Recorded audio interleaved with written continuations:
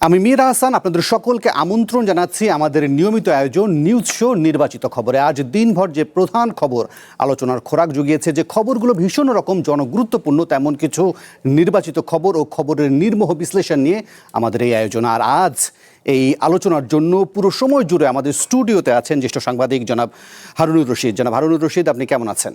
ধন্যবাদ, ভালো আছি। আপনি কেমন আছেন? আমিও ভালো আছি, অসংখ্য ধন্যবাদ। একই সঙ্গে এই আলোচনায় যোগ করে নিতে চাই জগন্নাথ বিশ্ববিদ্যালয়ের শিক্ষক জনাব রাহাত মিনহাজকে। রাহাত মিনহাজ, আপনি কেমন আছেন?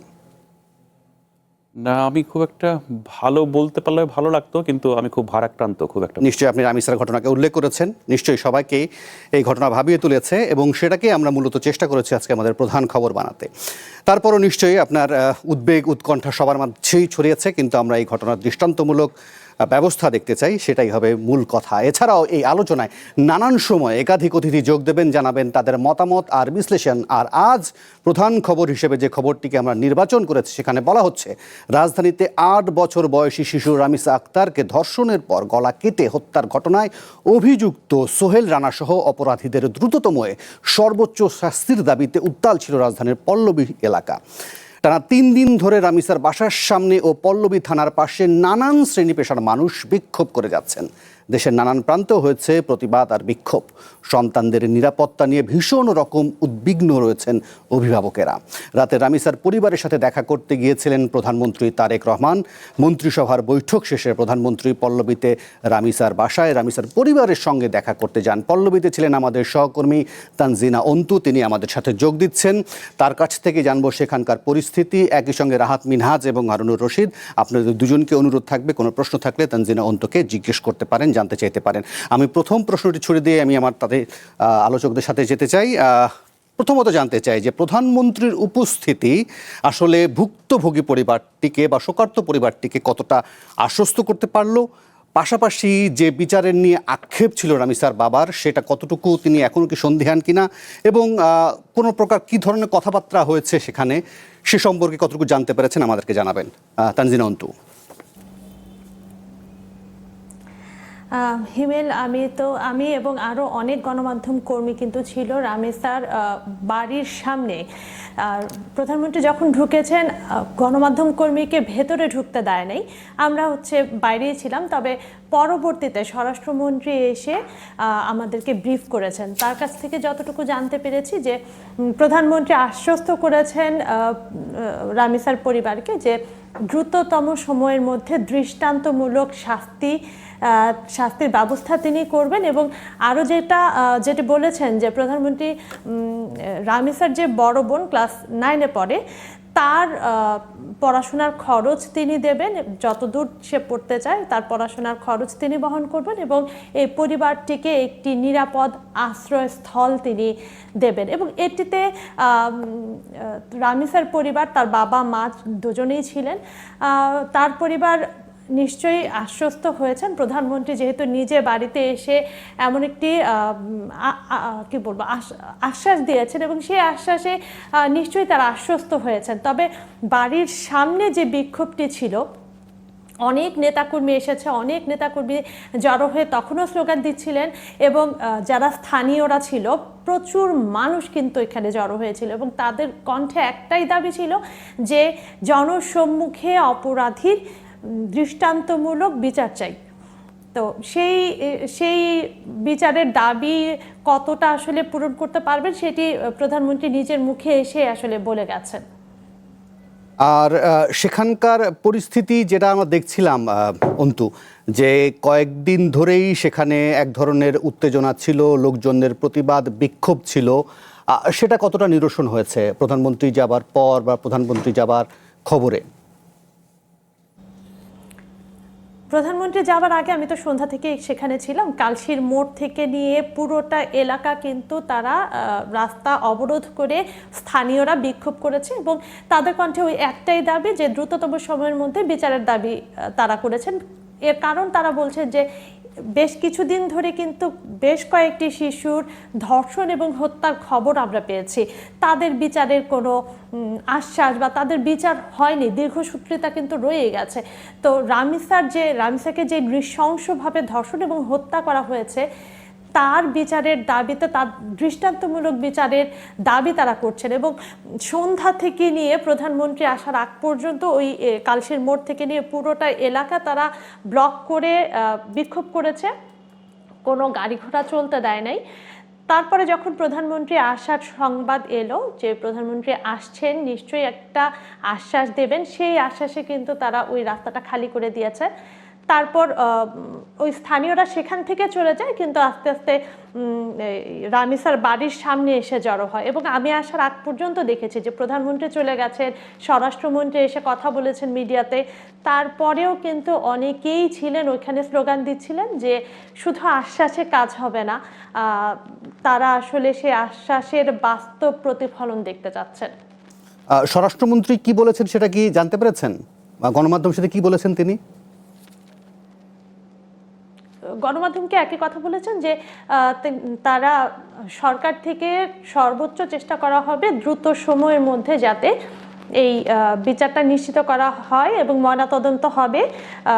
রামিসার ময়নাতদন্ত হওয়ার পরে যে রিপোর্টটা পাবেন হাতে পাওয়ার সঙ্গে সঙ্গে চার্জশিট দাখিল করা হবে, তারপরে আসলে বিচারের প্রক্রিয়া শুরু হয়ে যাবে। জি, অসংখ্য ধন্যবাদ তানজিনা অন্তু, আপনি আমাদের সাথে যোগ দিয়েছিলেন, আমাদেরকে বিস্তারিত জানাচ্ছিলেন। আমি কাকে দিয়ে শুরু করবো? রাহাত মিনাজ, আপনার মন খারাপ, আপনাকে দিয়ে বরং শুরু করি। ধরেন দুটো প্রসঙ্গ নিয়ে শুরু করি। প্রথমত হচ্ছে যে ধরেন সরকার প্রধানের এই ধরনের ঘটনায় যখন উপস্থিতি হয় তখন আসলে কতটা স্বস্তিকর হয় বিষয়টা নাকি সন্দেহের অবকাশ থেকেই যায়। পাশাপাশি বিচার প্রাপ্তির পথ মসৃণ হয় কিনা এক, দ্বিতীয়ত হচ্ছে আর কত রামিসাকে হারালে আমাদের দেশটা আসলে শিশুদের জন্য নিরাপদ হবে? প্রথম কথা হচ্ছে মাননীয় প্রধানমন্ত্রী সেখানে দ্রুত গিয়েছেন, সমবেদনা জানিয়েছেন এবং নানা ধরনের আশ্বাস দিয়েছেন। এটা আমাদের জন্য ভালো, আমার দেখতে ভালো লাগে যে রাষ্ট্রের প্রধান নির্বাহী তিনি আপনার খুব অ্যাক্টিভলি এই কাজগুলো করছেন। তিনি খুব অ্যাক্টিভ পারসন, সেন্সিটিভ পারসন, এটা আমাদেরকে স্বস্তি দেয়, এটা ভালো দিক। কিন্তু আবার একটা জিনিস আমার একটু খটকা লেগেছে, যেমন ধরেন আমরা এই চর্চাটা বাংলাদেশ রাষ্ট্রযন্ত্র আগেও দেখেছিলাম, দায়িত্ব নেয়া, অর্থ প্রদান করা, এটা সেটা করা আর কি। হ্যাঁ, এটা একটা পপুলিজম অ্যাক্ট। হ্যাঁ, কারণ আপনি বাংলাদেশে প্রতিদিন যে পরিমাণে শিশু আপনার এরকম নিপীড়নের শিকার হয় বা ধর্ষণের শিকার হয় বা অনেক ক্ষেত্রে তারা ধর্ষণের পরে হত্যাকাণ্ডের শিকার হয়, রাষ্ট্রযন্ত্র কি সবার দায়িত্ব নেবে? সবার বাসায় যাবে? সবাইকে কি ধরেন এই ধরনের সাপোর্ট দিতে পারবে? খুব সম্ভবত পারবে না। তো আমার কাছে মনে হয় যে ধরনের সাপোর্ট রাষ্ট্রতন্ত্র থেকে দেওয়া দরকার সেটা আসলে সার্বিকভাবে হওয়া দরকার। হ্যাঁ, সেখানে যে পপুলিজম না থাকে। আর আরেকটা ছোট্ট বিষয় আমি আপনাদেরকে বলি, দেখেন এই ঘটনায় আমরা খুবই মর্মাহত। আমরা মানে আমার ধারণা সাম্প্রতিক সময়ের মধ্যে এই ঘটনা পুরো বাংলাদেশের মানুষকে যেভাবে ট্রমাটাইজ করেছে হয়তো অন্য কোনো ঘটনা করেনি আমাদেরকে আর কি। হ্যাঁ, এটা একটা বীভৎস ঘটনা, কিন্তু বাংলাদেশের বাস্তবতায় কি সব ঘটনা নিয়ে রাজনীতি হয়, সব ঘটনা নিয়ে টানাটানি হয়। হ্যাঁ, এবং তারপরে বাংলা কথায় বললে কচলানো হয় আর কি। হ্যাঁ, তো আমি অন্তর থেকে চাই আর কি, হ্যাঁ, যে প্লিজ এটা এই বীভৎস ঘটনাটাকে নিয়ে যাতে আর টানাটানি না হয়, প্লিজ। ওকে, আপনার কথা একদমই পরিষ্কার। আমরা বরং এই আলোচনায় ঢাকা বিশ্ববিদ্যালয়ের অপরাধ বিজ্ঞান বিভাগের চেয়ারম্যান খন্দকার ফারজানা রহমানকেও যোগ করে নিই, তিনি আমাদের সাথে যোগ দিচ্ছেন। আশা করি ফারজানা রহমান আপনি আমাকে শুনতে পাচ্ছেন। আমরা এখানে হারুনুর রশিদ আছেন, রাহাত মিনাজ আছেন, আমরা কথা বলছি যে বিষয়টি নিশ্চয়ই আপনিও জানেন। আমি বরং হারুনুর রশিদ আপনার কাছ থেকেও একটু শুনতে চাই। রাহাত মিনাজ বলছেন যে ধরেন পপুলিজম অ্যাক্ট, সরকার প্রধান গেলে পপুলিজম অ্যাক্ট, না গেলেও এক ধরনের সমালোচনা হয় যে আসলে তিনি গাই করছেন না। এটা নিশ্চয়ই আপনার কাছ থেকে জানতে চাইবো। পাশাপাশি এটাও একটু যোগ করে দিই, আপনি যদি রামিসার বাবার একটা কথা মনে করতে পারেন যে তিনি বলছিলেন যে তিনি মেয়ে হত্যার বিচার চান না, কারণ বিচার এখানে মেলে না। আমাদের দেশে কি বিচার চাওয়াটা কি বিলাসিতা হয়ে গেল কিনা, আর কেনই বা এমন ধারণা তৈরি হচ্ছে? বিলাসিতা না, বিচার চাওয়াটা হচ্ছে আসলে প্রয়োজনীয়তা হারিয়ে যাচ্ছে। সেটাই আসলে রামিসার বাবার কথায় আমরা বুঝতে পারি যে বিচার চাইলে তো পাওয়া যায় না, তো বিচার চেয়ে কী হবে? আপনি সর্বশেষ ব্র্যাকের যে জরিপটা দেখেন, যেটা একজন ডিস্ট্রিক্ট জাজ অবসর তিনি করেছেন, তাতে হচ্ছে আপনার 100 মামলার ভিতরে মাত্র 3টা মামলায় আসামিরা শাস্তির মুখোমুখি হয়। এই আপনার ধর্ষণ মামলা আবার যাই বলেন, তো বাকিগুলো কি হয়? তো এখন ধরেন যে প্রধানমন্ত্রী সেখানে গেলেন, তো বিচার নিশ্চিত করা জরুরি। সেটা যদি নিশ্চিত হয় এখন এক রামিসার ধর্ষণ এবং হত্যা মামলার বিচারিত না। আপনার যদি আমি যদি একটু সংক্ষেপে বলি, আপনি ধরেন যে এখন হিউম্যান রাইটস সাপোর্ট সোসাইটি তারা বলছে যে জানুয়ারির 25 থেকে এ পর্যন্ত আপনার এই ধরনের শিশু রেপের শিকার হয়েছে, টোটাল রেপ হয়েছে 1043, আর শিশু রেপ হয়েছে 580। আপনি যদি আরো সংক্ষেপ করে দেই বিষয়টা, আপনি সেটা আমি আরো দিতে পারি সংক্ষেপ করে। সেটা হচ্ছে যে আইন ও সালিশ কেন্দ্র একদম সর্বশেষ হিসাব দিয়েছে 2026-এর জানুয়ারি থেকে মে মাসের 20 তারিখ পর্যন্ত 118 জন শিশু ধর্ষণের শিকার হয়েছেন এবং ধর্ষণ চেষ্টার শিকার হয়েছেন 46 জন। এর ভিতরে 17 জনকে হত্যা করা হয়েছে। আমরা তো আজকে রামিসাকে নিয়ে কথা বলছি, বাকি 17 জনকে নিয়ে কি কথা হয়েছে? কারণ ওখানে তারা পাত প্রদীপিতের আলোয় আসেনি, মিডিয়া ফোকাস করেনি। এখন মিডিয়া যেখানে ফোকাস করে সেখানে প্রধানমন্ত্রী চলে যান। তাহলে এই সময়টায় কি দেশে আর কেউ ছিলেন না? আর কোনো ঘটনা ওখানে ঘটেনি। সুতরাং সেখানে কি আমি একজনের রামিসার বিচার প্রাপ্তি হয়তো বা নিশ্চিত করা যাবে। আমরা দু একটা ঘটনায় দেখেছি দ্রুত বিচার হয়, কিন্তু সেটা তো হলো না। আপনি আরেকটা খেয়াল করেন যে এখানে কিন্তু সিস্টেম রয়েছে যে আমাদের যে নারী ও শিশু নির্যাতন যে ট্রাইব্যুনালটা আছে, এটা কিন্তু বিশেষ ট্রাইব্যুনাল আছে দেশে 42টার মতো, 64 জেলায় ট্রাইব্যুনাল আছে। তো ট্রাইব্যুনালের বিষয়টা কি দাঁড়ায়? ট্রাইব্যুনালে যেটা হচ্ছে যে আপনি সেখানে যে বিচার পেতে কতদিন লাগে, আপনার এখানে নর্মালি বলা আছে 180 দিন, কিন্তু গড়ে 3.5 বছর লাগে বিচার পেতে না, মামলাটি নিষ্পত্তি হতে।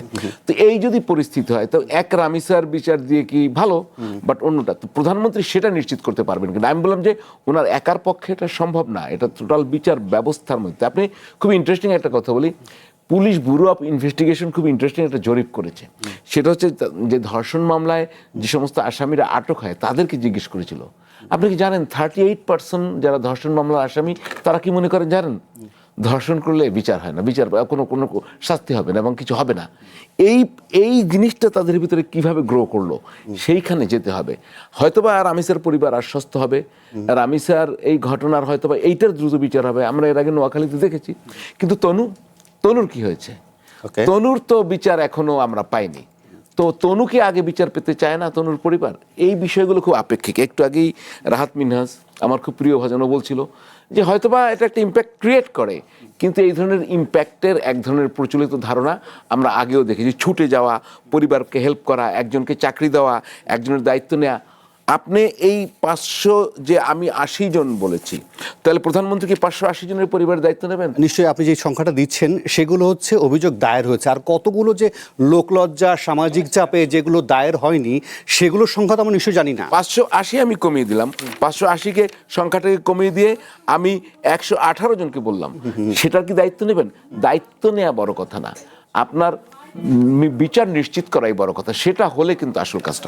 নিশ্চয়ই আমি ফারজানা খন্দকারের কাছে যাব, তবে তার কাছে যাওয়ার আগে একই সঙ্গে আজকে এই বিষয়টি নিয়ে স্বরাষ্ট্রমন্ত্রী, আইনমন্ত্রী, অ্যাটর্নি জেনারেল, আইনজীবীরা নানানভাবে নানান জায়গায় কথা বলেছেন। আমরা বরং সেই বক্তব্যগুলো শুনি। নিশ্চয়ই ফারজানা আপনার আলোচনার ক্ষেত্রে, আপনার বিশ্লেষণের ক্ষেত্রেও এই বক্তব্যগুলো সহায়ক হবে। আমরা শুনি বরং বক্তব্যগুলো। 7 বছরের শিশু, আমি মনে করি যে প্রত্যাশা করি যে এই মামলার ঘটনা প্রবাহ, আসামি গ্রেপ্তার হয়েছে, আসামি নির্দোষ স্বীকারোক্তিমূলক জবানবন্দি দিয়েছেন, সাক্ষীরা সবাই ওই বাসার মধ্যে, এর সমস্ত প্রমাণ আছে, মেডিকেল রিপোর্ট, পোস্টমর্টেম রিপোর্ট, এগুলো যদি চলে আসে, তদন্ত যদি দ্রুততম সময়ের মধ্যে নিষ্পত্তি হয়, তাহলে তো বিচার বিলম্বিত হওয়ার কোনো কারণ নেই। আমরা এটুকু অ্যাসিউরেন্স দিতে পারি, আমাদের পক্ষ থেকে সংক্ষিপ্ত সময়ের ভিতরে সুষ্ঠু তদন্ত করে চার্জশিট দাখিল করা হবে। প্রত্যাশা ব্যক্ত করেছেন, সেটার একমাত্র উত্তর হবে যদি আমরা এই বিচার প্রক্রিয়াটাকে প্রত্যাশিতভাবে অতি দ্রুততম সময়ের মধ্যে করতে পারি। সেটাই হবে আমাদের জবাব। হাইকোর্টে আলাদা স্পেশাল কোনো ডেথ রেফারেন্সের বেঞ্চ নেই। হাইকোর্টে যখন আপিলটা আসে তখন 6-7 বছর পড়ে থাকে, আপিল বিভাগে আরও কয়েক বছর পড়ে থাকে। এই অবস্থায় বিচার প্রার্থীরা আস্থা হারিয়ে ফেলে। পরবর্তী যে বিচারটা, সেই বিচারটাও আপনারা সঠিকভাবে নিশ্চিত করতে পারছেন না। কেন পারছেন না? এটা অবশ্যই সরকারের এইখানে যে ব্যর্থতা, সেটা হচ্ছে পর্যাপ্ত বিচারক নিয়োগ করতে পারে নাই।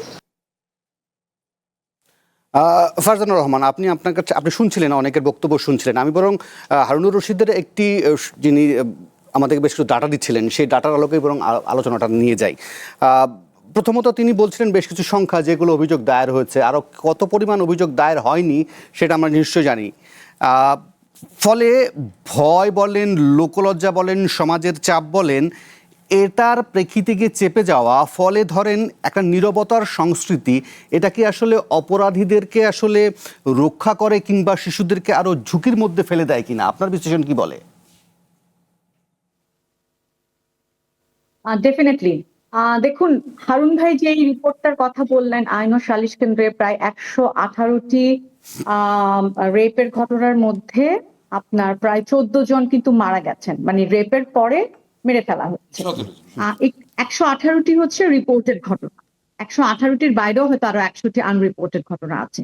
তো বিষয়টা কি, বাংলাদেশের যে পুরুষতান্ত্রিক সমাজ ব্যবস্থা কিংবা যেভাবে আসলে শিশু সুরক্ষা বা নারীদের সুরক্ষাকে আমি মনে করি যে রাজনৈতিক এজেন্ডাতে কখনোই একদম প্রাইমারি অথবা একটা উপরের জায়গায় রাখা হয় না। আমাদের রাজনৈতিক দলগুলো যখনই দেখবেন আন্দোলনে যান কিংবা বড় বড় প্রোটেস্ট করেন, সেগুলো বেশিরভাগই হচ্ছে ক্ষমতা কেন্দ্রিক কিংবা নির্বাচন কেন্দ্রিক। তো যার জন্য না নারীর সহিংসতা বা শিশুর প্রতি সহিংসতা এই বিষয়গুলোকে নিয়ে আমাদের রাজনৈতিক দলগুলো কখনোই আসলে যেইভাবে আসলে সরব হওয়ার কথা আমি মনে করি সেটা হয় নাই। তো যার জন্য কি হয়, যখন সমাজে একটা ভয় কাজ করে, ধরেন যে আমি যদি রেপের ঘটনাটি বলে দিই, ভিকটিম ব্লেম হয়, মানে ভিকটিমকে ব্লেম করাটাই কিন্তু দেখবেন যে খুব কি বলবো, খুব সহজ। আপনি দেখবেন যে ভিকটিমকে যেভাবে ফোকাস করা হয়, অপরাধীর চেহারাটা হয়তো সেভাবে ফোকাস করা হয় না। আবার অনেক ক্ষেত্রে যেটা হয় আমরা দেখেছি, নুসরাতের ঘটনা, আমার জানি না আপনারা মনে করতে পারেন কিনা, প্রবাবলি নোয়াখালীতে নুসরাত যখন আপনার হসপিটালে, তখন মিডিয়াতে যেভাবে আসলে ভিকটিমকে ট্রায়াল করা হয়, মিডিয়া ট্রায়াল করা হয়, এই সব কিছুর পরিপ্রেক্ষিতেই না আসলে অনেক নারী বা শিশুদের পরিবারও দেখা যায় মানে ভিকটিম হওয়ার পরও বা রেপের শিকার হওয়ার পরও সেটা আসলে ক্রিমিনাল জাস্টিস সিস্টেমে আনার প্রয়োজনীয়তা মনে করে না। তারা ভাবে যে হয়তো চেপে গেলে আমার মেয়েটা হয়তো ভবিষ্যতের জন্য সুরক্ষিত হবে। আরেকটা জিনিস আমি অ্যাড করতে চাই যে আমাদের ক্রিমিনাল জাস্টিস সিস্টেমের ভিতরেও আসলে এত পুরুষতান্ত্রিকতা। ছোট্ট করে দু একটা উদাহরণ দিই। ধরুন, যখন কোনো পুলিশের কাছে আমি যাচ্ছি আর রেপের কোনো ঘটনা বা রেপের কোনো ইস্যু আমি রিপোর্ট করতে, অনেক সময় এই ধরনের প্রশ্ন আসে যে আপনার মেয়েটি কি পড়া অবস্থায় ছিল, আপনার মেয়েটির ড্রেস কিরকম ছিল, অথবা আপনার মেয়ে কেন এত রাত্রেবেলা কাজ শেষে ব্যাক করতেছিল। তো এই ধরনের প্রশ্ন, এবং এই প্রশ্নগুলো কিন্তু বিভিন্ন সময় রেপের মামলায় আপনার কোর্টকেও প্রমাণ করতে হয় যে আমি রেপ হয়েছি।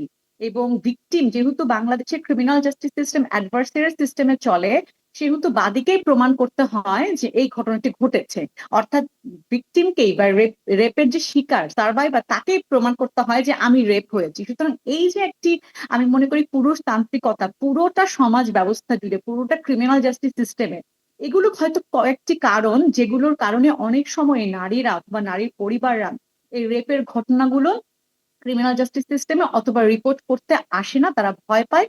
এবং সত্যি কথা যেটা, আমাদের সমাজ ব্যবস্থায় একটা আমরা দেখেছি যে গ্রামে যেসব সালিশের মাধ্যমে এই রেপ গুলো আপনার সমঝোতায় আনা হয়, সেসব ক্ষেত্রে আপনি দেখবেন যে বিভিন্নভাবে নারীর ডিগনিটিকে আপনার উপেক্ষা করা হয়। সুতরাং নারীকে যেইভাবে আসলে সমাজ ব্যবস্থা বা সমাজের মানুষরা দেখে, পুরুষতান্ত্রিক সমাজ দেখে, সেগুলোই হয়তো মানে প্রধান কারণ। জি, ফারজানা রহমান, আপনি আমাদের সাথে থাকুন। আপনি অনেকগুলো প্রশ্ন এনেছেন, অনেকগুলো প্রসঙ্গ এনেছেন, নিশ্চয়ই আপনার কাছে আবারও যাব। তবে আমি একটু রাহাত মিনাজের কাছ থেকে শুনতে চাইবো। নিশ্চয়ই আমরা যখন কথা বলছি তখন চট্টগ্রামে আরেকটি ঘটনার কথা গণমাধ্যমে আসছে, সেখানেও একটি শিশুকে ধর্ষণের চেষ্টায় যিনি অভিযুক্ত ব্যক্তি আছেন তাকে ঘিরে পুলিশ 6 ঘন্টা অবরুদ্ধ, মানে সামাজিকভাবে যে ক্রোধ বা ক্ষোভ তৈরি হয়েছে, ফলে তাকে সেখান থেকে নিয়ে আসতেও পুলিশকে যথেষ্ট বেগ পেতে হয়েছে। মানে একেবারেই ঘটনাগুলো ঘটছে না তা না, কিন্তু এখন হয়তো রামিসার ঘটনায় সামনে বিষয়গুলো আসছে। আপনি শুনছিলেন ফারজানা রহমান বলছিলেন মিডিয়া ট্রায়ালের কথা। আপনি কি সামাজিক যোগাযোগ মাধ্যমের দিকে একটু খেয়াল করেছেন? সেখানে ধরেন একটা শোকার্ত পরিবার একটা শিশুকে ঘিরে যে ধরনের মানবিকতা দেখানো দরকার কথা, তার বিপরীতে গিয়ে আমরা দেখছি অনেক অশ্লীলতা, কুরুচিপূর্ণ হাসি, বানানো গল্প, নানান বিষয়গুলো আসছে। এই মন্তব্যগুলো পড়ে কি কোনো ধরনের আতঙ্ক কাজ করে? এটা কি রামিসের কথা বলছেন না চট্টগ্রামের কথা বলছেন? চট্টগ্রামের ঘটনা তো নিশ্চয়ই এটা তুলে ধরলাম দর্শকের তথ্য দেওয়ার জন্য। পাশাপাশি আমি এই ঘটনার কথা চিন্তা করছি যে রামিসের ঘটনাতে বলি বা অন্যান্য সবগুলো ঘটনা বলি, যাই ঘটে না কেন, সেটা যখন সোশ্যাল মিডিয়াতে যে ট্রলিংটা হয় বা যেটাকে নিয়ে একদম কি বলবো, এগুলোর মধ্যে মানুষ ভাইরাল হওয়ার এলিমেন্ট খোঁজে, এগুলো কি উৎসাহিত হওয়ার মতো জিনিস? আমি আপনাকে প্রথমে যে কথাটা বলি সেটা হচ্ছে, দেখুন, সোশ্যাল মিডিয়া ব্যবহারের যে গ্রাফ তালিকা, এই তালিকায় আমাদের স্থান কিন্তু অনেক উঁচুতে।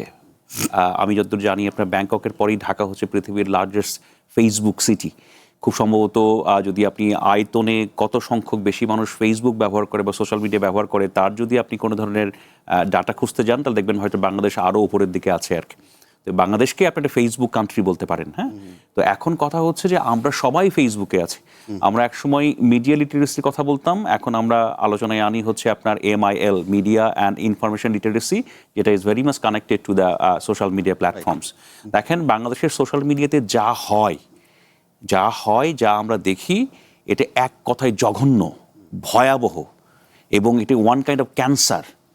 এবং এইগুলো যে আমাদের পুরো আপনার একটা জেনারেশনের মেন্টালিটিকে শেপ করছে, পুরো আপনার মেন্টালিটিকে ক্যাপচার করছে, এবং সেটার প্রভাব যে আমাদের সোসাইটিতে পড়ছে সেটা কিন্তু আমরা প্রতিনিয়ত দেখছি। তো এখন আপনার এই মেয়েটাকে নিয়ে যা ঘটছে, আমি আপনাকে বলে যাই আজকে এখানে, আপনি দুদিনের মধ্যে যেহেতু এটা বাংলাদেশের এখন সবচেয়ে বার্নিং ইস্যু, আপনি দুদিনের মধ্যে এই ঘটনা নিয়ে অনেক রাজনীতি দেখবেন, আরও অনেক ষড়যন্ত্র তত্ত্ব দেখবেন, একে ওকে দায়ী করা দেখবেন, ইভেন আপনি কারো পদত্যাগ চাওয়া, সে নিয়ে আন্দোলন করা, রাস্তাঘাট বন্ধ করা, সেটাও আপনি দেখতে পারেন।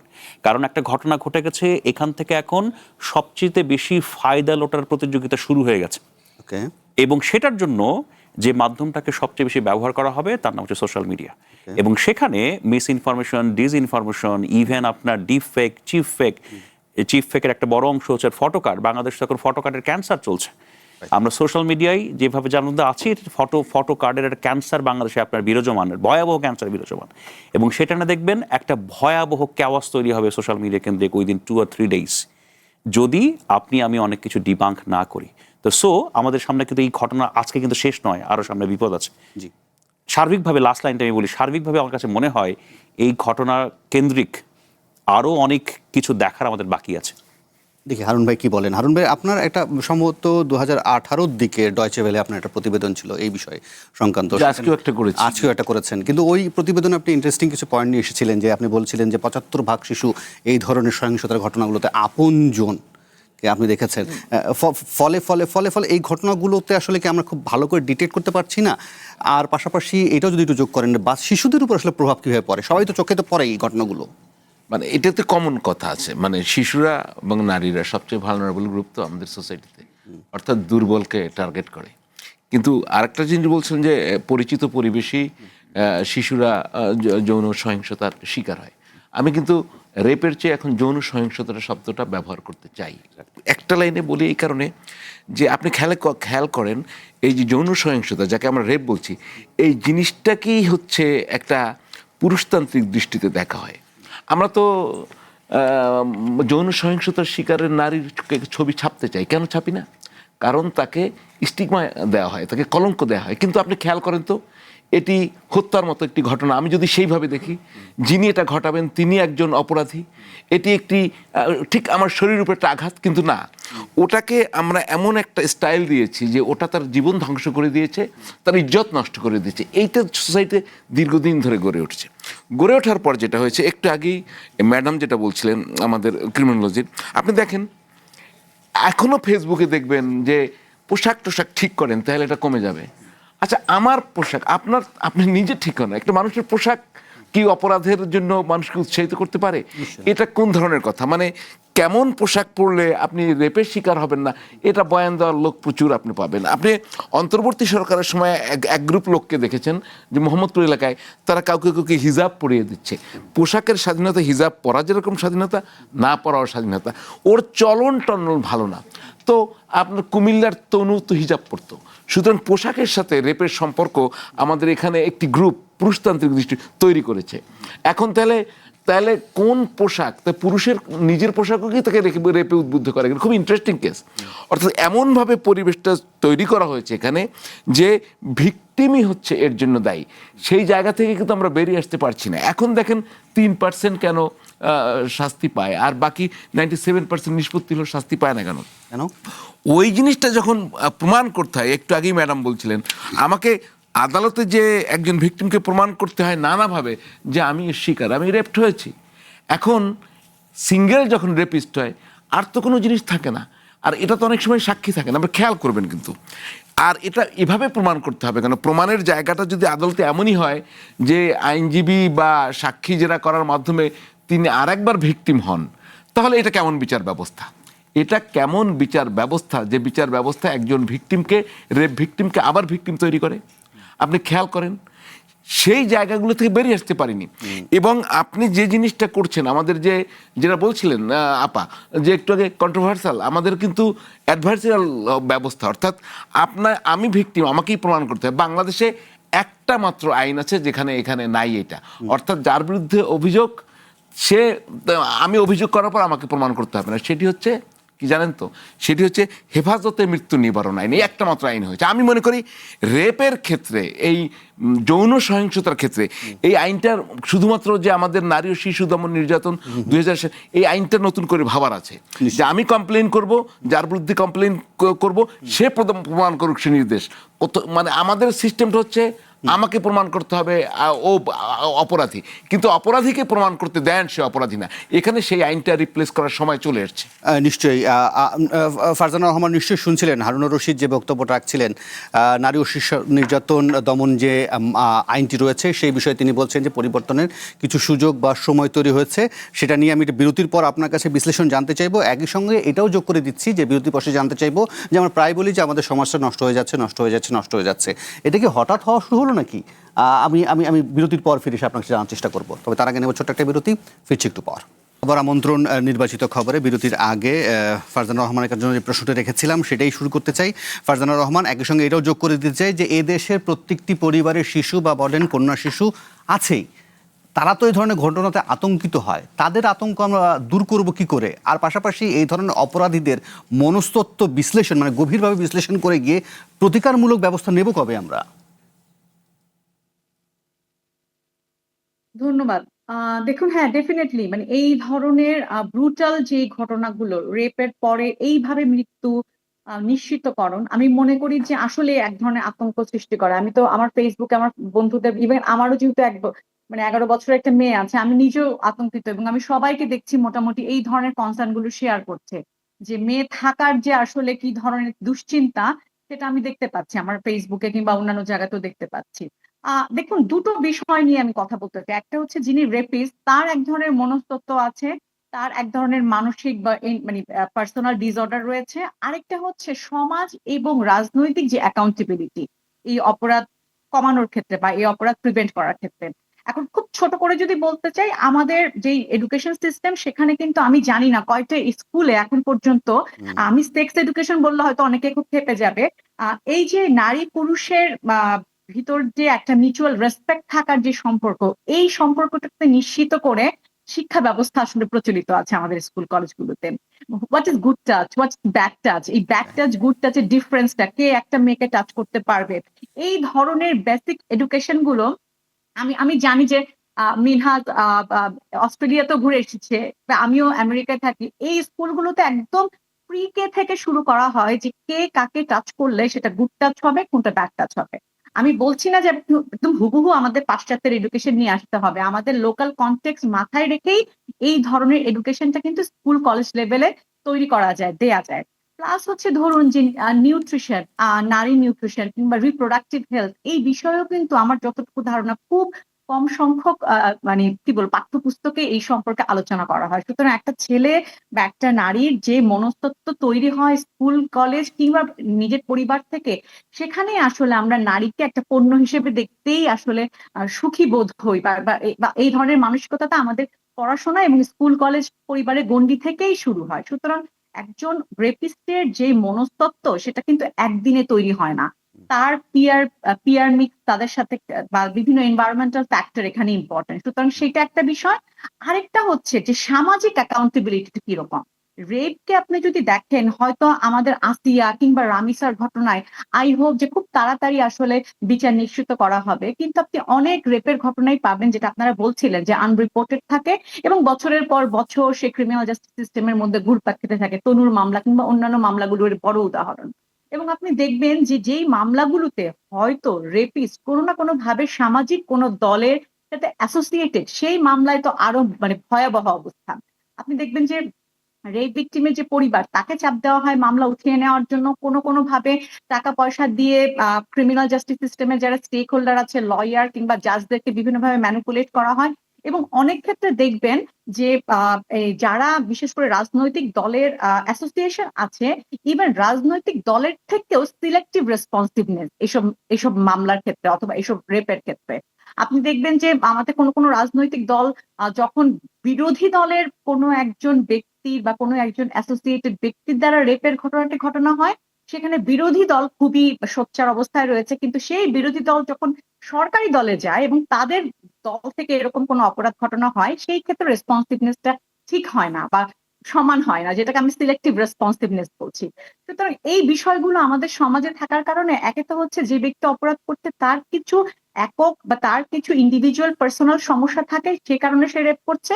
আরেকটি হচ্ছে আমাদের সামাজিক এবং রাজনৈতিক কাঠামোগত যে প্রবলেমগুলো, সেগুলোর কারণেও দেখা যায় অনেকে রেপ করতে হয়তো যেটা জি, ফারজানা রহমান বলছিলেন, তিনি আলোচনাটাকে একটা বৃহৎ পরিসরে নিয়ে গেলেন। রাহাত মিনাজ, আপনার কাছে সেটা জানতে চাইবো। তিনি বলছিলেন যে শিক্ষাঙ্গনগুলোতে বিশেষ করে মানে good touch, bad touch, sex education এই প্রসঙ্গগুলো আনছিলেন, সেখানে আসলে কত টাকা গুরুত্ব দেওয়া হচ্ছে। পাশাপাশি তিনি আরেকটা বলছিলেন যে পরিবারগুলোকে চাপ দেওয়ার প্রসঙ্গ। কিন্তু এটাও তো সত্য যে আপনি একটু আগে আমার বিরুদ্ধে আলোচনা করছিলাম যে এই পরিবারটার উপর দিয়ে কি ধরনের মানসিক ট্রমা যাচ্ছে, ফলে সামনের দিনগুলোতে আপনি এটা আশঙ্কা করছিলেন যে কি পরিমাণ তাদেরকে সামনে নিয়ে আসা হতে পারে, ফলে স্বস্তির জায়গাটা কেমন হতে পারে পরিবারটির জন্য অন্তত। দেখুন জনাব মীর হাসান, আমি জানি না এই আহ্বানটা বা এই দাবিটা আমি কার কাছে জানাবো। আমার কাছে মনে হয় বর্তমানে এই পৃথিবীর সবচেয়ে ট্রমাটাইজ, স্ট্রেসড এবং মানে বাংলায় যদি বলি ভয়াবহভাবে বিপর্যস্ত একটা পরিবার হচ্ছে এই রামিসার পরিবার আর কি। হ্যাঁ, এবং দেখেন রাষ্ট্রের প্রধান নির্বাহী তার বাসায় গিয়েছেন, আশ্বাস দিয়েছেন এবং নানা বিষয়ে সহযোগিতার বা রাষ্ট্রের তরফ থেকে যে ধরনের সাপোর্ট প্রয়োজন সেই সাপোর্টগুলো নিশ্চিত করার আশ্বাস দিয়েছেন। আমার কাছে মনে হয় এই পরিবারের যা প্রয়োজন সেটা খুব সম্ভবত নিশ্চিত হয়েছে। এখন এই পরিবারটার কি দরকার, আমি ব্যক্তিগতভাবে মনে করি এই পরিবারটার এখন বিশ্রাম দরকার। আমি মনে করি এই পরিবারটার এখন একাকী সময় কাটানো দরকার। আমি মনে করি প্রয়োজন হলে এই পরিবারটার এখন চিকিৎসা দরকার, যাতে তারা এই ট্রমাটাইজ সিচুয়েশনটাকে হ্যান্ডেল করতে পারে। দেখেন বাংলাদেশের বাস্তবতাটা এমন, এই মেয়েটা চলে গেছে, কাল পরশু বিভিন্ন রাজনৈতিক দল, সামাজিক সংগঠন সবাই তার বাসায় যেয়ে ভিড় করবে, আবার কান্নাকাটি, তাকে ধরে ছবি তোলা, এই করা সেই করা, এটা চলবে। এবং এটা যদি চলে এই ফ্যামিলিটা আরও মানসিকভাবে, শারীরিকভাবে আরও বিপর্যস্ত হয়ে পড়বে। খুব দ্রুততম সময়ের মধ্যে এই ফ্যামিলিটাকে তাদের বিশ্রাম করা দরকার, হলে চিকিৎসা দেয়া এবং হচ্ছে আমি বলবো যে একাকী রাখার একটা ব্যবস্থা করা খুব প্রয়োজন। এই ব্যবস্থাটা যদি রাষ্ট্রযন্ত্র করতে পারে, মাননীয় প্রধানমন্ত্রী অথবা রাষ্ট্রের কেউ যদি করতে পারে, আমার ধারণা এই ফ্যামিলিটার জন্য একটা বড় হেল্প হবে, যেটা করা খুব প্রয়োজন। হারুনুর রশিদ, ফলে এটাও তো একটা বড় প্রশ্ন যে আমাদের এখানে বলে যে out of sight out of mind, media যখন দৃষ্টি সরায় তখন সবাই এটা ভুলে যায়। ফলে নিশ্চয়ই যেমন এটার একটা স্বস্তি দরকার ফ্যামিলিটার জন্য, কিন্তু এটার প্রতি তো গণমাধ্যমেরও নিশ্চয়ই একটা দৃষ্টি থাকা দরকার, যাতে এটা হারিয়ে না যায়। ভালো দৃষ্টি থাকা ভালো, গণমাধ্যম তো দৃষ্টি রাখে, তো বেশি দায়িত্ব ওভার অ্যাক্ট গণমাধ্যমের যেটা করে সেটাই ক্ষতিকর। মানে এখন হচ্ছে ওখানে কন্টেন্ট ক্রিয়েটর বা সাংবাদিকরা যাবে, সারাক্ষণ লাইভ টেপ দেবে, মানে এটা একটা হরিবল অবস্থা। বিচার নিশ্চিত করার দরকার। একটা কথা বলি, একটু আগেই ম্যাডাম বলছিলেন, আমি বলি যে আসলে যে জিনিসটা হয়েছে আপনার রাষ্ট্রযন্ত্র এবং আমার স্ট্রাকচারের ভিতরেই ধর্ষণের উপাদান রয়ে গেছে। কারণ ওই যে বলছিলাম যে এই যে ব্যবস্থাপনা, এই যে আমার সমাজ, সেখানে কিন্তু ও কেন রেপ করলো এর কারণ খুঁজে বের করে, মানে ওই রেপের যৌক্তিকতা খুঁজে বের চেষ্টা করার একটা মানসিকতা আমাদের এই সোসাইটির ভিতরে আছে। কিন্তু এটা যে করতেই পারে না, এটা করার কোনো যুক্তি থাকতে পারে না, আমরা সেটা নিয়ে কিন্তু কখনোই এগোই না। মানে আপনার একটু আগেই যে ম্যাডাম বললো যে মানসিক এক ধরনের বৈকল্য তো আছে মানুষের ভিতরে, এই বৈকল্য সৃষ্টি কিন্তু অটোমেটিক হয় না। মানে সে সোসাইটিতে দেখে যে এটা করা যায়, এটা করলে কোনো শাস্তি হয় না, এটা আবার আমাদের বিভিন্ন বয়ান তৈরি হয় এবং পোশাক আশাক নিয়ে হয়, যেটা বললাম নারী কিভাবে চলবে, চলন বলন নিয়ে একটা বয়ান তৈরি হয়, তখন কিন্তু ওর ভিতরে এই বৈকল্য তৈরি হয়, তখনও মনে করে এটা করাই ওর জন্য বৈধ। আপনার মনে আছে 21 সালে কলাবাগানে এক কিশোরী এরকম ধর্ষণের শিকার হয়েছিল, যৌন সহিংসতার। সে কি করেছিল, তার ইয়াং বন্ধুদের বাসায় গিয়েছিল, আপনার মনে আছে কিনা? তখন এই যে সোসাইটি, তখন ওই পরিবারটিকে কিন্তু ওই বিচার তো এখনো হয়নি। আপনি কি জানেন ওই কিশোরীর ফ্যামিলি আর ওই এলাকায় থাকতে পারেনি? অর্থাৎ ওখানে তৈরি করেছে যে একটা মেয়ে কিভাবে তার বন্ধুদের বাসায় গেল, এই যে সোসাইটি যে তো চোখে দেখে, এবং তাদের বয়ানের দিকে ওই রেপকে বৈধ করেছে যে গেছো কেন, তো রেপ তো হবাই। অর্থাৎ তুমি রাতে চললে রেপ হবা, এই পোশাক পরলে রেপ হবা, এইভাবে কথা বললে রেপ হবা, মানে রেপ করার কতগুলো যুক্তি আছে, সেটা করলে করতে পারবে। এই বয়ান এই সোসাইটি এবং রাষ্ট্র সমর্থন করে। তো সেখানে মানসিক রোগী তো আরো বাড়বে, কারণ আমিই তো তাকে উৎসাহিত করছি। এটা বড় ভয়ঙ্কর বিষয়। শুধু আইন দিয়ে হবে না, আমাদের যেটা ম্যাডাম বলছিলেন, শিক্ষা, মানসিকতা, কালচার, এই জায়গাটায় আদৌ কোনো পরিবর্তন আসছে না। এই একটা কথা বলে শেষ করি, আপনার নিশ্চয়ই মনে আছে অন্তর্বর্তী সরকারের আমলে শাহবাগে নারীরা ধর্ষণের প্রতিবাদ জানাতে গিয়েছিল এবং তাদেরকে পুলিশ পিটিয়েছে। এই হচ্ছে আমার পুলিশ এবং রাষ্ট্র। তাই যদি হয় তাহলে রেপিস্টরা কেন উৎসাহিত হবে? জি, অসংখ্য ধন্যবাদ। একই সঙ্গে ফারজানা রহমান, আপনাকেও ধন্যবাদ জানাতে চাই। আমি আসলে এই অংশ থেকে আপনাকে বিদায় জানাতে চাই, কারণ আমরা এর পরের অংশে আমরা ভিন্ন প্রসঙ্গ নিয়ে আসবো আলোচনায়। আপনাকে অসংখ্য ধন্যবাদ, আপনি আমাদের সাথে যোগ দিয়েছিলেন এবং আপনার মূল্যবান সময় এবং মন্তব্য আমাদেরকে জানিয়েছিলেন। আর এই সাথে আমি এটা বিদায় নিচ্ছি। এই অংশ থেকে ফিরে আসবো একটু পরেই। তারপরে আমরা আসছে স্থানীয় সরকার নির্বাচন নিয়ে ইসির যে বক্তব্য মন্তব্য আছে সেটাকে একটু বিশ্লেষণ করতে চাই। তবে তার আগে নেব ছোট্ট একটা বিরতি, ফিরছি একটু পর। আবার আমন্ত্রণ নির্বাচিত খবরে। আমাদের সাথে আছেন হারুনুর রশিদ এবং আছেন রাহাত মিনহাজ। আমি বরং আমাদের দ্বিতীয় প্রসঙ্গে যেতে চাই। আমি সেই প্রসঙ্গে যাওয়ার আগে কিছু অনলাইনে যেতে চাই, কিছু অনলাইন দেখি। সেক্ষেত্রে আমি অনলাইন দেখতে পারলে আমাদের জন্য আলোচনাটা সুবিধা হবে। আজকে প্রথম আলো যে অনলাইন আছে সেই অনলাইনে বলছে যে রক্তপাতহীন স্থানীয় সরকার নির্বাচন করতে চায় ইসি। এই খবরটি এসেছে। একই সঙ্গে এই খবরটিকে অন্যান্য কয়েকটি গণমাধ্যম সামনে নিয়ে এসেছে। আমি যদি একটু উপরে উঠাই তাহলে দেখতে পাবো সেখানে তিনি একেবারে ক্যাটাগরিক্যালি সংখ্যা দিয়ে বলেছেন যে 2016 সালে স্থানীয় সরকার নির্বাচনে 236 জন এবং 2021 সালে 116 জনে সে নিহত হওয়ার ঘটনার কথা বলেছেন। তিনি বলছেন যে রক্তপাতহীন স্থানীয় সরকার নির্বাচন করতে চায়। এখন হারুন রশিদ, প্রশ্নের জায়গাটা হচ্ছে, ধরেন মোটা দাগে তো আমরা দেখেছি এই নির্বাচন কারা কারা করেছেন, জামায়াত, বিএনপি, এনসিপি, জাতীয় পার্টি। ফলে জাতীয় নির্বাচন নির্বিঘ্ন হলো, কিন্তু স্থানীয় সরকার নির্বাচনের ক্ষেত্রে গিয়ে তিনি আবার রক্তপাতের শঙ্কা করছেন। মানে কারণটা কি হতে পারে? আর এই স্থানীয় সরকারের নির্বাচনগুলো যদি বলেন, ওই নির্বাচনে ধরেন জাতীয় নির্বাচন যদি বয়কট করেছিল বিএনপি বা জামায়াত ইসলামী, তখন যে সঙ্গত কারণে, কিন্তু স্থানীয় সরকার নির্বাচনে কিন্তু তারা পার্টিসিপেট করেছিল যার মতো করে, কখনো প্রকাশ্যে কখনো অপ্রকাশ্যে। এখন স্থানীয় সরকার নির্বাচনের সংঘাতের আশঙ্কা বেশি থাকে। এটা ধরেন আমি দীর্ঘদিনের সাংবাদিকের অভিজ্ঞতাই বলছি। কারণ স্থানীয় সরকার নির্বাচন হচ্ছে এমন নির্বাচন যে নির্বাচনে ফ্যামিলিগুলো জড়িয়ে যায়, স্থানীয় লোকজন জড়িয়ে যায়, প্রতিবেশীরা জড়িয়ে যায়। কারণ এই নির্বাচনকে আপনি যদি বলেন, আপনি যদি কোনো গ্রামে চলে যান, ন্যাশনাল ইলেকশন অর্থাৎ যাতে সংসদ সদস্যের নির্বাচন হয়, সেটা তারা একভাবে দেখে, ওটা দলীয় একটি ফাইট। কিন্তু এখানে কিন্তু কোনো পরিবারের, কোনো অঞ্চলের এই যুক্ততাগুলো থাকে, যার ফলে প্রচুর অংশগ্রহণ হয়, ভোটও বেশি পড়ে। কিন্তু আমি যখন ইন্টারনেট সার্ফিং করতে গেলাম তখন গিয়ে দেখলাম যে 2016 সালে প্রথম, তখন স্থানীয় সরকার পর্যায়ে আপনার চলে গেল প্রতীক। ফলে প্রতীক পাওয়া, প্রতীক নেয়া এবং স্থানীয় পর্যায়ে যে চেয়ারম্যানটা আছে, ফলে সেখানে যে সংঘর্ষ বিষয়টা আসলো। এবার এখন পর্যন্ত আমরা মোটামুটি ধারণা করছি যে কোনো দলীয় প্রতীকের নির্বাচন হবে না। ফলে এই স্থানীয় সরকার নির্বাচন দলীয় প্রতীকে হওয়া উচিত কি উচিত না, এটা নিয়ে কিন্তু দীর্ঘ বিতর্ক আছে। কেউ মনে করেন দলীয় প্রতীকেই হওয়া উচিত, কেউ মনে করেন দলীয় প্রতীকে না হওয়া ভালো। কিন্তু আমার পার্সোনাল ওপিনিয়ন হচ্ছে যে যেভাবেই হোক, তাতে স্থানীয় সরকার নির্বাচনে বেশি সতর্কতা প্রয়োজন। আপনি যদি দলীয় প্রতীকেও নির্বাচন হয় স্থানীয় পর্যায়ে, তখনও কিন্তু ওটা অতটা পলিটিক্যাল ফ্লেভার পাবে না যতটা স্থানীয় বিভিন্ন গ্রুপিং, বিভিন্ন লবিং, বিভিন্ন গোষ্ঠীগত, ফ্যামিলিগত দ্বন্দ্ব থাকবে। অনেকে একসময় বলছিলেন যে দলীয় প্রতীকে হলে এটা কমবে, কিন্তু বাস্তবে দেখা গেল তা কমে না, আরো বাড়ে। সুতরাং এই জায়গাটা হচ্ছে আপনি ওই বিভেদগুলা, ওই দ্বন্দ্বগুলা যতটা কমে আসতে পারেন। যদি আমরা চাই যে আসলে স্থানীয় পর্যায়ের নির্বাচনে আসলেই এই সংঘাতগুলো এড়াতে হবে, তাহলে স্থানীয় সরকার নির্বাচন তো সরকারের নির্বাচন, মানে এটা তো আর কোনো অন্তর্বর্তী সরকারের অধীনে হয় না, এটি কিন্তু দলীয় সরকারের অধীনেই হবে। তো তাদের সদিচ্ছা বড়। রাইট। ফলে আমি একটু রাজনীতির কাছে এটাও একটু যোগ করে দিই যে ইসি কিন্তু গত কয়েকদিন ধরে এটা নিয়েই কথা বলছেন। তিনি আবার এটাকেও কিন্তু উল্লেখ করছেন যে দলীয় মনোনয়ন দেয়া হবে, মানে প্রতীক না, কিন্তু আমরা তো বলি যে অমুক দল সমর্থিত অমুক প্রার্থী, তমুক দল সমর্থিত অমুক প্রার্থী। ফলে এটাকেও কিন্তু একটা তিনি শঙ্কার জায়গা দেখছেন। তাহলে তৃণমূল দখলে এত তীব্রতা কেন? আপনাকে সহজ করে বলি, বাংলাদেশের কোনো নির্বাচন আসলে দলের বাইরে হয় না। না, হয় না। এখানে প্রতীক থাকবে না, এখানে বিএনপির প্রার্থী থাকবে, জামাতের প্রার্থী থাকবে, এনসিবির প্রার্থী থাকবে এবং আওয়ামী লীগেরও প্রার্থী থাকবে। লোকজন জানবে who is the man of Awami League. Okay, তো ফলে প্রতিদ্বন্দ্বিতা আপনার আরো কঠোর হবে বা আরো আপনার টক্কর দেওয়ার মতো প্রতিদ্বন্দ্বিতা হবে, তাতে কোনো সন্দেহ নাই। আর আপনি নির্বাচনের সংঘাতের কথা বললেন, আমি আপনাকে একদম সহজ কথা বলি। সহজ কথাটা সেরকম, 2012 সালের 12ই ফেব্রুয়ারির যে আপনার জাতীয় নির্বাচন হয়েছে আমাদের, এই নির্বাচনটা অবাধ, সুষ্ঠু এবং রক্তপাতহীন হওয়ার একটা বড় কারণ হচ্ছে বাংলাদেশ সেনাবাহিনী। আপনি যদি বাংলাদেশের স্থানীয় সরকার নির্বাচনগুলোতে সম্ভবত আরপিও সংশোধন হওয়ার পর এখন স্থানীয় সরকার নির্বাচনগুলোতে আপনার সেনাবাহিনীকে ব্যবহার করার সুযোগ আছে, যেটা একসময় আওয়ামী লীগ বাতিল করেছিল।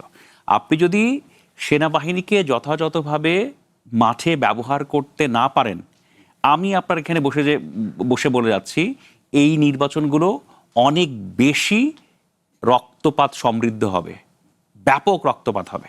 আমরা সম্ভবত গতকাল না আজকেই শুনেছি যে সেনাবাহিনীর প্রধান বলেছেন তারা উইথড্র করবেন খুব দ্রুত, তারা উইথড্র প্রক্রিয়া হতে শুরু করেছেন।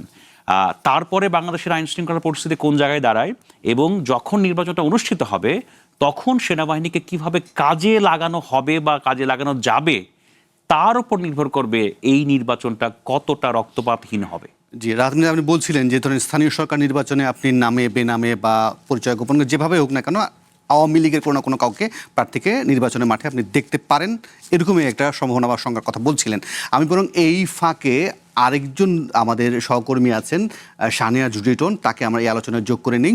কারণ আইনজীবী সমিতির যে নির্বাচন হচ্ছে চট্টগ্রামে, সেখানে তো জানা কথাই যে ঢাকাতে আওয়ামী লীগ যারা প্রার্থী ছিলেন সেখানে একটা বলা হচ্ছে নিষিদ্ধ দল, ফলে তারা কি করে এই কার্যক্রমের মধ্যে গিয়ে নির্বাচন করে, সেই বিষয় যাই হোক, এটা ঢাকার বিষয়। কিন্তু চট্টগ্রামে সেই খবর সংগ্রহ করতে গিয়ে তিনি আজকে হামলার শিকার হয়েছেন। আমি বরং একটু সানিয়া জুডিটনের কাছে শুনতে চাই যে আসলে গণমাধ্যমের কাছে কেন এত ক্ষোভ, আপনি বলুন, আমি একটু বসে গিয়ে।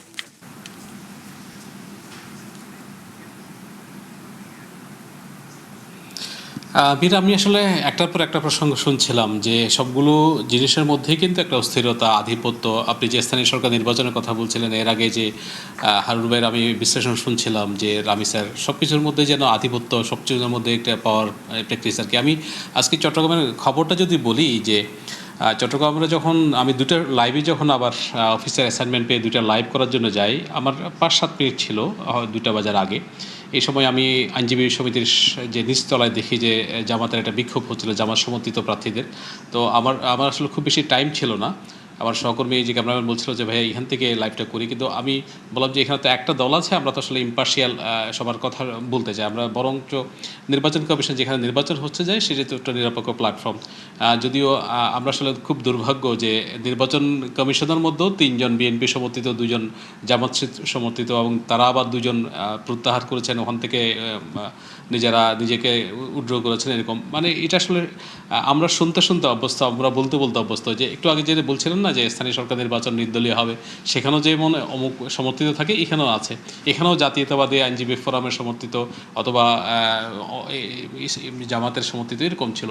তো এখানে আস্তে আস্তে যেটা হয়েছে, আমরা খুব দ্রুত উপরে উঠলাম এবং নির্বাচন কমিশনের সাথে পারমিশন নিয়েই মোটামুটি আমরা লাইভের জন্য প্রস্তুতি হচ্ছিলাম। কিন্তু তাদের কেমন যেন একটা ভয় ছিল যে আমরা না জানি কী করতেছি, তাদের হয়তো কম ভোট পড়ছে, এইগুলো তাদের মধ্যে সংশয় ছিল, আমরা যেন এটা ফাঁস করে দিচ্ছি, আমরা অনেক গোপন তথ্য ফাঁস করছি। কিন্তু আমি তাদেরকে কনভিন্স করার চেষ্টা করলাম, দেখেন যে আমরা আসলে এখানে, যেমন আপনারা বলতেই পারেন যে আমি দুপুর 2টার সময় নামাজ হচ্ছে, হয়তো লাঞ্চের বিরতি, একটু মানুষ কম থাকতে পারে, হয়তো নিশ্চয়ই 1 ঘন্টা আধা ঘন্টা পরে আরও এরকম অনেক বেশি চাপ হবে, সেটা আপনি বলতেই পারেন। এরকম করে কনভিন্স করার পরেও কিন্তু এখানে আসলে আমি জানি না, ঠিক কয়েকজন আইনজীবী ছিলেন না, এরকমই আমার কাছে মনে হচ্ছিল, তাদের আচরণ দেখে শুরুতেই একদম মারমুখী। তো এটি আসলে আজকে আমাদের গণমাধ্যম কর্মীদের কাছে অনেক বেশি দুঃখজনক ছিল। আমি সকাল থেকে দেখেছি তারা গণমাধ্যম কর্মীদের কেমন যেন মানে সাড়া দিচ্ছিলেন না, তারা দেখাতে চাচ্ছিলেন না। আমি তাকে বললাম যে ভাই, যে আপনারা কোথাও বলেন যে কোথাও দেখান যে মানে বুথ ছাড়া অন্য জায়গায় যাওয়াটা নিষিদ্ধ আছে, এটা তো আপনাদেরই প্রচার, আমাদের তো আসলে কিছু না, আমাদের তো দল মত কিছুই নাই। আপনারা আওয়ামী লীগকে ফ্যাসিস্ট তকমায় নিষিদ্ধ করেছেন, সেটি তাদের ব্যাপার, আপনাদের ব্যাপার। আমাদের গণমাধ্যম তো আমরা নিজস্ব কোনো মতামত দিই না।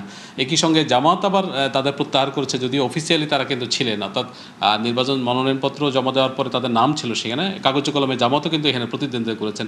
তো সেই বিষয়গুলো কিন্তু আপনাদের, এটি আসলে গণমাধ্যমকে মুখোমুখি হওয়ার অথবা গণমাধ্যমকে তথ্য দেওয়ার এই ভয় কেন আমি জানি না। যদিও পরবর্তীতে আইনজীবী সমিতির যারা সভাপতি আমার সাথে কথা বলেছেন, তারা দুঃখ প্রকাশ করেছেন। আমি বলছি আসলে দুঃখটা, আমরা তো সংবাদকর্মী, আপনারা যে একটু করছেন, দয়া করছেন, সেটিই বেশি, এর চেয়ে তো বেশি হতে পারত। কত আমাদের সহকর্মী নিহত হয়েছেন, কত রক্ত গেছে, এটি আসলে আমরা যারা পেশাদার সাংবাদিক, আমরা এটা অভ্যস্ত, আমরা হয়তো নিগৃহীত হতে অভ্যস্ত। কিন্তু আমার খুব দুঃখ লেগেছে যে আমি আসলে খুব কষ্ট পেয়েছি। তাদেরকে বলছিলাম যে তাদের সাথে দীর্ঘদিনের সখ্য, আমি 15 বছর 20 বছর এরকম অনেকের সাথে সখ্য। আমরা সেই 10 টাকা অস্ত্র মামলা থেকে অনেক আর অন্যান্য যে এরকম আইনজীবীদের সাথে আসলে সাংবাদিকদের একটা নিবিড় সম্পর্ক থাকে। এর পরেও কি করে আসলে এরকম করে চোখ উল্টানো, আমরা যেরকম বলি কয়েকজন অসংখ্য ধন্যবাদ শাহনেওয়াজ লিটন। আপনি বলছিলেন আমাদেরকে, রাহাত মিনার শুনছিলেন তো, আর কত ট্যাগ দিয়ে হামলা? না দেখেন, আমি এই সাংবাদিকতা করে সাংবাদিকতা পড়াইতে এসে কিছু ছোটোখাটো বিষয় একটু চিন্তা করার সুযোগ থাকে আমার। তো সেই চিন্তাগুলোর মধ্যে সাংবাদিকরা যখন নিজেদের নিরাপত্তার কথা ভাববে, নিজেদের আপনার ঝুঁকি চলে আসবে, যেটা হারুন ভাই খুব ভালো বলতে পারবে আর কি। হ্যাঁ, আমার কাছে প্রথম যেটা মনে হয় সেটা হচ্ছে সেলফ অ্যাসেসমেন্টে থাকা দরকার, নাম্বার 1। হ্যাঁ, তো আমি হামলার শিকার হওয়ার আগে যাতে আমি নিজেকে একটু বাঁচাতে পারি, নাম্বার 1। নাম্বার 2 হচ্ছে তারপরে যে সিচুয়েশনগুলো আনফোল্ডিং হয়, সিচুয়েশনগুলো একের পর এক ঘটে আর কি। হ্যাঁ, সেই সিচুয়েশনগুলো খুব ঠান্ডা মাথায় আপনার হ্যান্ডেল করাটা খুব প্রয়োজন। কারণ বাংলাদেশের বাস্তবতায় আপনার যখন কোনো গ্যাদারিং হয়, বাংলাদেশের বাস্তবতায় যখন কোনো নির্বাচনের ঘটনা ঘটে, তখন সবাই আপনার হাইপার থাকে, সবাই হাইপার থাকে।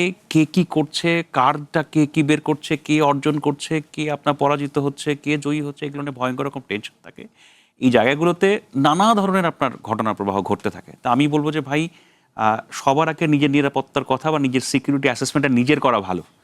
আমি অন্যের দোষটা পরে দিতে চাই আর কি। হ্যাঁ, যে আগে আমি নিজেরটা ভাববো আর কি। হ্যাঁ, সেটা একটু আরেকবার চিন্তা করা বিভিন্ন জায়গায় কাজ করার ক্ষেত্রে। হারুন ভাই আপনি বলেন, এটা আপনি ভালো। আমি বরং এটা যোগ্য করে দিই যে এই ট্যাগিং কালচার যেটা শুরু হয়েছে, মানে আগেও ছিল হয়তো, এখন ভীষণ রকম চোখে পড়ে, এটা নিয়ন্ত্রণ হবে কবে আসলে? সেটা নিয়ন্ত্রণ কবে হবে সেটা তো ভবিষ্যতে বলতে। আপনি বোধহয় মাঝখানে একটা টক শো দেখছিলাম, যে টক শোতে এক বক্তা আর এক বক্তাকে ফেসিস্ট বলছিল। মানে একজনকে বলে আপনি ফেসিস্ট, আর একজন ফেসিস্ট। অর্থাৎ জিনিসটা যেটা হচ্ছে অসহিষ্ণু হয়ে উঠছে। আমরা যে একটা ইনক্লুসিভ সোসাইটির কথা বলছিলাম, যে বহু মতের সম্মিলন, আমার কাছে এখন মনে হচ্ছে ব্যক্তি পর্যায়ে একজনের মতের সাথে আর একজনের মতের না মিললে ফেসিস্ট একটা কমন ট্যাগে পরিণত হয়েছে, এবং আরও অনেক কিছু দেওয়া হয়। কিন্তু এইখানে যে চট্টগ্রামের যে বিষয়টি, সেটি তো তার সিকিউরিটি, ও বলছি যে সিকিউরিটি অ্যাসেসমেন্ট সাংবাদিকদের জন্য একটি গুরুত্বপূর্ণ বিষয়। ওরা পড়ায়ও, এটা আমি জানি, পড়ায়ও। কিন্তু আরেকটা বিষয় যে ঢাকা বারে যেটা হয়েছে, ওখানে কিন্তু 30% ভোট পড়েছে। ওখানে আওয়ামী লীগ পন্থী, আওয়ামী লীগ তো এখন আর করার সুযোগ নেই, বা সেইভাবে তারা তো ওখানে প্যানেলগুলোও তো হয় আপনার নির্দলীয়। তো সেখানে কিন্তু তাদের কোনো মনোনয়নপত্র সাবমিট করতেও দেওয়া নেই, ভোট হচ্ছে 30%। আমার মনে হয় চট্টগ্রাম আইনজীবী সমিতিতে একই ঘটনা ঘটছে। ভেতরে কিছু আছে, ভেতরে ডেফিনেটলি কিছু আছে। এবং সাংবাদিক হিসেবে কে ভালো কে খারাপ সেটা না, পরিস্থিতি তুলে তো আমাদের ধরতে হবে। যদি তাদেরকে নির্বাচনে অংশগ্রহণ করতে নাও দেয়, সেটাও তো বলতে হবে। তাদের অনেক যুক্তি থাকতে পারে। তো এই জিনিসগুলো আসলে স্বাধীন সাংবাদিকতার পথে অন্তরায়। আমি একটা কথা শেষ করি, যে স্বাধীন সাংবাদিকতার পথে আমরা সবসময় মনে করি যে স্টেট অ্যাক্টররা জড়িত, না, নন স্টেট অ্যাক্টররাও এর সঙ্গে জড়িত। এই যে যারা আছে, এদেরকে আমরা বলি নন স্টেট অ্যাক্টর। সুতরাং দুই দিকেই চিন্তা করতে হবে। অনেক সময় আমরা মনে করি কি যে সরকার রাষ্ট্র, না, এর বাইরেও যারা শক্তিশালী প্রভাবশালী, দে আর নন স্টেট অ্যাক্টর, তাদের ব্যাপারে সতর্ক থাকতে হবে। অবশ্যই সতর্ক থাকতে হবে। আমি এই অংশে সাধারণত আমরা বিভিন্ন অনলাইন পত্রিকার সর্বশেষ আপডেট দেখি, এবং আপডেট দেখে পারতপক্ষে চেষ্টা করি ছোট করে মন্তব্য নিতে। আমি জানি না কতটুকু সময় আছে আমার হাতে, আমি বরং এক বাক্যে খোলা লাইনে বা দেখি।